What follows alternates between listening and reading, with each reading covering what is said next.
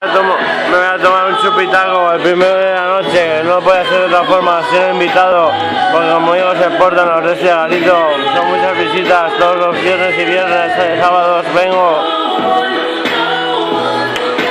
Estoy por dentro, todavía me queda aliento, puente cubierto, pecho descubierto, lo siento, lanzo una granada y le salió en el pecho, aquí tengo el abrigo por derecho, soy el puto jefe no melómano. Ahí tiene un DJ chino, cosa más rara no se ha visto. Soy el puto amo, me proclamo. El puto jefe, no me retrefe.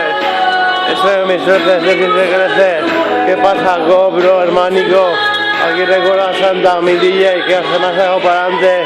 El primero que yo, mi hiper fanático. Lo quiero como un hermanico. ¿Qué pasa, bro? Aquí soy yo, que soy yo auténtico. Vosotros serán a disco. Como no te mereces un puto mordisco. Yo soy más hablado que un burro, pero simplemente te aseguro que con tu chica sería muy astuto, le besaría el cuello, le treparía por la espalda, dándole besos de camarada, luego le comería la boca y luego las orejas, él sin nunca ha recibido queja. Mi reputación callejera es intachable, intachable. Sangrando sigo peleando, no me pare una navaja, no me pare una navaja. Sangrando sigo peleando, soy el puto amo. Te lo digo antes y tiro chiquitín fuera aquí, Anacleto, si no te cuento 1-0 de esta esconda.